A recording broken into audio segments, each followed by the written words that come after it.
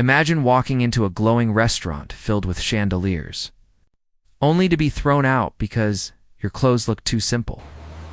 The stares, the whispers, I'm sorry, but we the have to ask you humiliation to everyone leave. believed you did not belong, but seconds later, the same crowd watches in shock as a limousine pulls up. And the truth about who you really are leaves them frozen in silence. This is not just a story about wealth. It is a story about respect, dignity, and a twist no one saw coming. Stay with me, because what happens next will change the way you look at people forever. Asterisk. The restaurant shimmered with golden chandeliers, polished. Marble floors reflected the glow of crystal lights. Soft piano music floated in the air, weaving elegance through every corner at the entrance. A couple stepped inside. Their clothes were simple, worn, and slightly dusty from travel. The hostess glanced at them, her smile tightening. Whispers rose from a nearby table, eyes scanning their appearance with hidden judgment. "Excuse me," the hostess said sharply, blocking their way. "This is a fine dining establishment. You may have mistaken the place." Her tone carried both politeness and disdain. The man's hand brushed against the woman's, as if steadying her. The woman lowered her eyes, cheeks burning under the weight of stares. They turned toward the exit, shoulders heavy with unspoken humiliation. As they stepped outside, the valet hurried toward them. "Sir, your car's ready," he said with unusual urgency. The crowd inside watched through the glass doors. A sleek black limousine rolled forward, its surface gleaming under the nightlights. The driver rushed out, opening the door with respect. Gasps echoed from inside the restaurant. The couple exchanged a glance, their eyes calm, steady, and unreadable. The man adjusted his simple jacket, his movements deliberate, confident. The woman's lips curved into the faintest smile as she placed her hand on his arm. Every watching face froze in disbelief, the whispers dying into silence. The sound of the limousine engine purred like a warning. In the night, the hostess stood rooted to the spot, her mouth slightly open. Inside the restaurant, forks paused midair. Glasses trembled in nervous hands. The couple stepped into the limousine. With quiet dignity, the valet closed the door firmly, his head lowered in respect. Through the glass, every eye followed the car as it began to move, and in that single moment, silence weighed heavier than words. Asterisk. The limousine glided away from the curb, its dark windows hiding the couple from view. Inside, the woman exhaled slowly, her fingers tracing the leather seat. The man looked straight ahead, his jaw tight, his silence heavy with thought.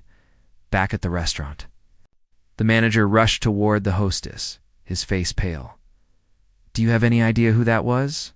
he hissed under his breath. The hostess stammered, her throat dry, unable to form words. The diners leaned closer, straining to catch every sound. "That man," the manager continued, "owns the company that built this entire hotel." The hostess froze, her skin prickling with cold realization. "And the woman," the manager added, his voice trembling, "is the founder of the foundation that pays half of this city's scholarships." Murmurs erupted among the guests, a wave of disbelief and shame flooding the air. Crystal glasses clinked against trembling fingers. One man lowered his eyes, recalling how he had sneered at their clothes. Another shifted uncomfortably, the memory of whispered insults echoing in his ears. The pianist's hands slipped on the keys, the music stumbling into silence. Every corner of the restaurant now seemed colder, harsher, stripped of elegance. Outside, the limousine turned down the avenue, city lights glimmering across its polished surface. The woman rested her head against the window, her smile faint but knowing. The man finally spoke, his voice low and steady. "They always see what is on the surface, never what lies beneath." The driver glanced at them through the mirror, his expression filled with quiet respect. Behind them, the grand restaurant remained frozen in uneasy silence.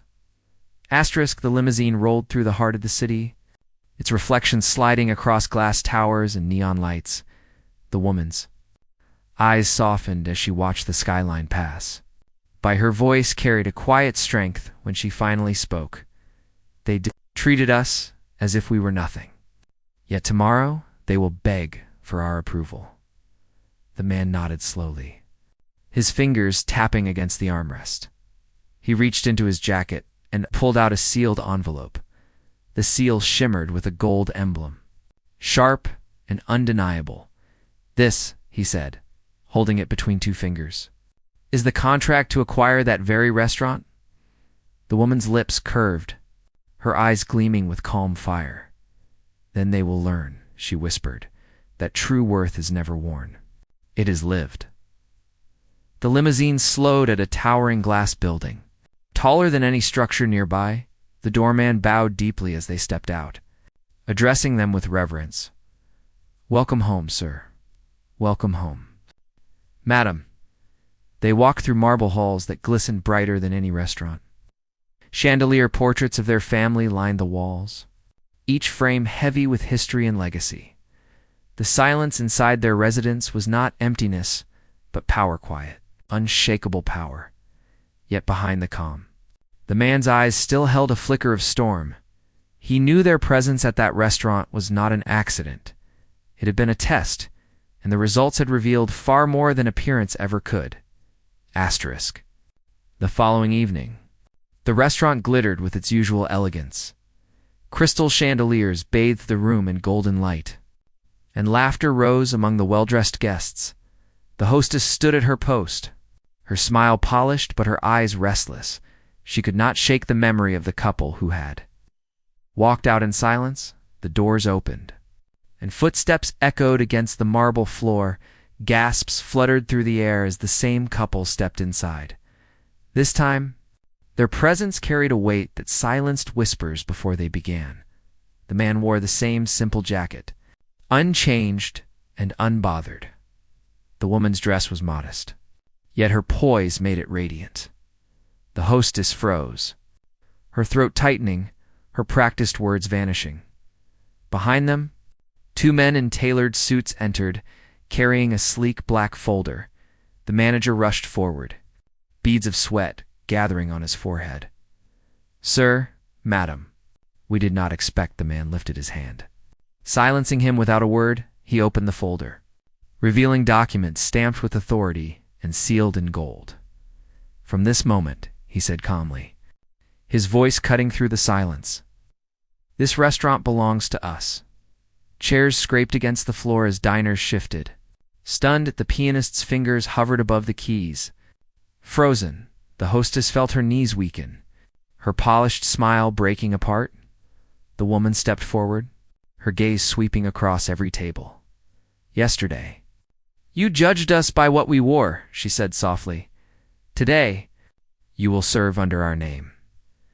The silence that followed was heavy, suffocating, and unforgettable. Asterisk. For a long moment, no one moved. The air felt thick, as if the chandeliers themselves weighed down on the room. A fork slipped from a trembling hand, clattering against fine china. The diners who had once whispered looked away, their cheeks flushed with shame. The hostess lowered her head, her voice barely audible. I am sorry," she stammered, but her apology dissolved into the silence. The man's gaze swept across the room, steady and unshaken. "You were quick to turn us away," he said, his voice low yet powerful. "But respect is not given to clothes. It is given to people." The woman's eyes met those of a man at the nearest table, the same guest who had sneered the night before. His face burned red as he shifted in his chair. Unable to meet her gaze, at the back, a young waiter gripped his tray tightly, his eyes wide with awe rather than fear. He had been the only one who had tried to offer them water before the hostess blocked. Him, the woman noticed, her expression softening. "You," she said gently, pointing toward the waiter. "Come forward." The waiter stepped nervously into the golden light, his hands trembling. The man handed him the folder, his voice steady. "From this night, you will be promoted. You showed kindness when others did not." The staff gasped, shock rippling through them like a wave. The manager's mouth opened, then closed again, his authority collapsing under the weight of silence. and the diners who once judged sat frozen, tasting the bitterness of their own arrogance. The waiter's eyes widened, his breath catching in his throat. He clutched the folder as if it were made of glass, unable to believe the weight of what had just been placed in his hands. The woman smiled softly at him, her voice warm but commanding. Kindness will always be rewarded. Never forget that. The young man nodded, his eyes glistening under the golden light. Around the room, shame spread like a quiet fire. Diners shifted uncomfortably in their velvet chairs, their laughter from moments ago replaced by uneasy silence. The manager attempted to step forward, desperation clinging to his voice. "Please, allow me another chance. I will serve with respect." The man's expression did not soften. "You had your chance." "Yesterday," he replied coldly, "and yesterday revealed who you truly are." The hostess lowered her gaze. Her once sharp tone now shattered. She whispered an apology, but her words dissolved into the marble floor. The couple walked deeper into the restaurant, each step echoing like a drumbeat. They reached the center of the dining hall and turned. The woman's eyes swept across the chandeliers, the polished tables, the very walls that had once rejected them. "This place will change," she declared, her voice ringing clear. "It will no longer serve pride. It will serve dignity." The man's hand rested over hers, steady and resolute. "Tomorrow," he added, "we reopen under a new name, and the city will see what true hospitality means." Gasps spread once more, louder this time, as the diners realized the world outside these walls would soon know of their humiliation, and yet, beneath the weight of silence, one truth had become inescapable. The restaurant was no longer theirs. It belonged to the very people they had cast aside. The next morning, the sun rose bright against the city's skyline. New banners hung across the front of the restaurant, their fabric gleaming white with gold lettering. The old name had been stripped away, replaced by a single word that spoke louder than any luxury brand. Dignity. Crowds gathered on the sidewalk, drawn by whispers of the takeover. Cameras flashed as reporters pushed forward, their voices rising in a storm of questions. Who were the mysterious new owners? Why had they chosen this place? The limousine arrived once again. Gliding to a stop before the entrance, the couple stepped out, dressed simply as before, their presence stronger than any designer suit. Applause broke out among the crowd. Rising like a wave of respect, the young waiter, now in a crisp new uniform, stood proudly at the doors. He opened them wide, welcoming the city inside. The chandeliers still shone, the marbles still gleamed. Yet something had shifted. The air no longer carried arrogance, but warmth. Guests from every walk of life entered, students, workers, travelers seated with equal grace. No one was turned away. Reporters scribbled notes furiously as cameras captured every detail. Inside, the woman raised a glass, her voice steady and clear. "This place will no longer measure people by clothes or jewels. It will measure by heart." The man stood beside her, his presence commanding silence. "True wealth," he said, "is not shown. It is lived. And today, it lives here." The crowd erupted in cheers, the sound spilling into the streets and outside. Those who had once mocked the couple stood in the shadows, their faces pale with shame. Word of the transformation spread faster than fire. Within days, the restaurant was no longer just a place to dine. It became a symbol, a gathering space where respect was served alongside every dish. Business leaders, artists, students, and workers all sat beneath the same chandeliers, sharing meals without judgment. Every table carried stories, not of wealth displayed, but of dignity restored. The young waiter moved with quiet confidence, no longer invisible, but valued. His smile greeted each guest with sincerity, and people noticed soon. Magazines and news anchors spoke of him as the face of true service. The couple watched from the background, never craving attention, only balance. Yet one evening, as the dining hall glowed with soft music and laughter, familiar figures entered. The hostess, the manager, and several of the wealthy diners from that night. Their steps faltered as they faced the transformed hall. Eyes that once looked down now searched the floor in. Silence, the manager cleared his throat, his pride swallowed in shame. "We were wrong," he said, his voice unsteady. The hostess, once sharp and polished, now trembled as she spoke. "I judged you without knowing who you were. I ask forgiveness." The couple exchanged a glance, a quiet storm in their eyes. The woman spoke first, her voice neither cruel nor gentle, but firm.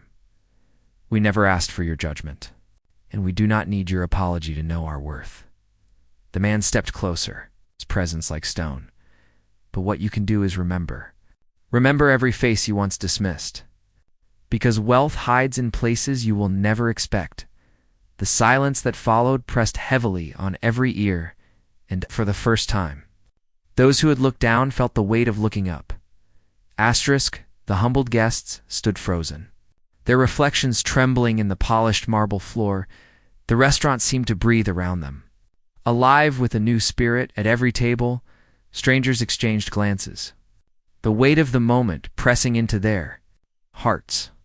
The woman turned from the former staff and faced the room. Her voice carried with a quiet strength that reached every corner. "Let this place be more than walls and chandeliers.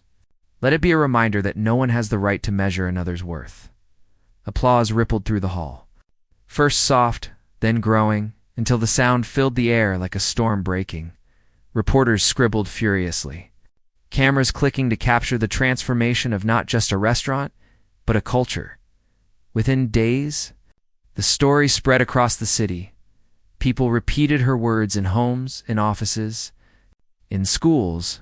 "Worth is not measured by appearance." The phrase painted murals on alley walls, printed across newspapers, and shared endlessly online. The restaurant dignity became more than a dining place. It became a movement. People traveled from far districts to sit beneath its chandeliers, to taste food seasoned with equality and respect. Even leaders and officials arrived, humbled to sit shoulder to shoulder with ordinary workers and students. And through it all, the couple remained steady, never boasting, never demanding thanks. Their wealth had already been proven, but now their legacy was shaping something greater than fortune. It was reshaping the heart of the city itself. Asterisk. Whispers began to rise around the city. Why had the couple chosen this particular restaurant? Why the disguise, the test, the silence before their reveal? One evening, as the restaurant overflowed with diners and the air hummed with warmth, the woman finally stood at the center of the hall. Her eyes glistened in the glow of the chandeliers, not with pride, but with memory. She placed a small photograph on the nearest table. It showed a younger version of herself and the man, seated outside a bakery years ago, their clothes ragged, their faces tired. "We were once turned away," she said softly, "hungry, cold, told. We did not belong because we looked poor." The room stilled, every fork and glass frozen in midair. No one asked about our story. No one saw our struggle. They only saw our clothes. Her voice cracked slightly, but her gaze remained strong. That night we made a promise. If we ever found success, we would create a place where no one is judged by what they wear, but welcomed for who they are. The man stepped forward, his hand resting over hers. "And so we built this. Not to humiliate those who mocked us, but to prove that respect must never be conditional." A hush spread through the restaurant, heavier than any silence before. Even the chandeliers seemed to burn brighter, as if listening, and in that stillness, people finally understood this was more than wealth, more than ownership. It was a vow fulfilled. Asterisk. The story of the couple's vow traveled beyond the restaurant walls. Within days, cafe owners began placing signs in their windows. "All are welcome here." Small shops and crowded markets greeted customers. Without glancing at their clothes first, hotels that once reserved smiles for the wealthy began offering warmth to every guest. The ripple spread further, Reaching schools and offices, teachers reminded students that potential could not be measured by shoes or uniforms. Employers looked beyond appearances, searching instead for effort and heart. The city, once proud of its glittering towers, found new pride in its people everywhere. The phrase echoed like a quiet anthem: worth is not measured by appearance. Inside, dignity, the chandeliers, glowed each night above tables filled with every walk of life. Students shared laughter beside business leaders. Travelers broke bread with families who lived just blocks away. Strangers became equals within those walls and in the quiet moments. When the crowd softened and music lingered in the air, the couple would sit together at a corner table. They spoke little, their smiles carrying the weight of years for them. This was never about power. It was about keeping a promise born from hunger, from rejection, from the sting of being unseen. And now, the city itself was changing, carrying their promise forward. One evening, the restaurant was more crowded than ever. Cameras flashed at the entrance, and a murmur swept across the hall. A powerful figure had arrived in influential business. Tycoon known across the city, the same man who, years ago, had mocked the couple in their days of struggle. His presence drew every eye. But his steps were slow, uncertain. For once, the arrogance that usually clung to him was gone. He approached the couple's table, his shoulders heavy, his gaze lowered when he finally spoke. His voice carried none of the pride that had once defined him. "I was blind," he said, each word measured. "I saw only rags and forgot there might be hearts beneath them." The hall fell silent, the diners holding their breath.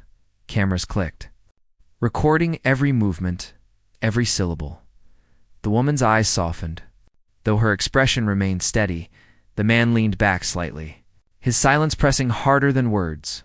The tycoon placed a folded check on the table, his hands trembling. "A donation," he whispered, "for the foundation that feeds and educates those in need. It is the least I can do." The woman looked at the check, but did not touch. "We do not want your money," she said firmly. The tycoon's face drained of color, confusion flickering in his eyes. "What we want," the man added, his voice deep and unwavering, "is your change." The silence that followed cut sharper than any blade, and for the first time, the tycoon bowed his head not in defeat, but in humility. The tycoon remained bowed, his shadow stretching long across the marble floor. Every diner in the hall felt the weight of the moment. For years, he had been untouchable, a symbol of wealth and pride. Now he stood stripped of arrogance, seen not for his fortune, but for his humanity. Other elites, seated at the tables, exchanged uneasy glances. Their polished jewels and silk suits suddenly felt heavy, meaningless. The woman's voice broke the silence, calm but commanding. "If you truly regret, then let your life speak it. Treat every soul with the respect you once denied." The man leaned forward, his eyes sharp as steel, because wealth without humility is nothing more than hunger disguised. The tycoon swallowed hard, his eyes wet, his words faltering. "I will change," he whispered. "Not for you, not for the world watching, but for those I once overlooked." Gasps rippled through the crowd as he lowered himself further, a bow that none had ever seen him give. And in that single act, a wall cracked in the heart of the city's elite. The diners who once carried themselves with superiority now shifted. Restless with guilt, some lowered their eyes, some clenched their hands, but all felt the truth pressing down like the chandelier's golden light. The couple did not smile, nor did they gloat. They simply sat in silence, their very presence a mirror that revealed everyone's reflection. One by one, the elites rose from their seats. Some offered apologies, their voices breaking. Others pledged change not in wealth displayed, but in kindness shared. The hall filled not with shame, but with a new kind of strength, humility. The couple remained seated, their hands folded gently together, They asked for no recognition. No applause, their silence was enough. The woman lifted her gaze, her eyes sweeping across the chandeliers, the tables, the faces now softened by understanding. "This was never about us," she said softly. "It was about all of you, and what you choose to see in others." The man nodded, his words carrying like steady thunder, "Respect is the true currency. Spend it wisely." The diners bowed their heads, the message sinking deeper than gold or jewels ever could. That night, the restaurant Dignity stood not as a place of luxury, but as a beacon of change, and outside, the city lights seemed to shine brighter. As if the streets themselves carried the promise of a kinder tomorrow, the couple rose quietly, their figures steady and unshaken. They walked hand in hand toward the doors, leaving behind not just a lesson, but a legacy. And in their graceful exit, the story of Dignity was complete.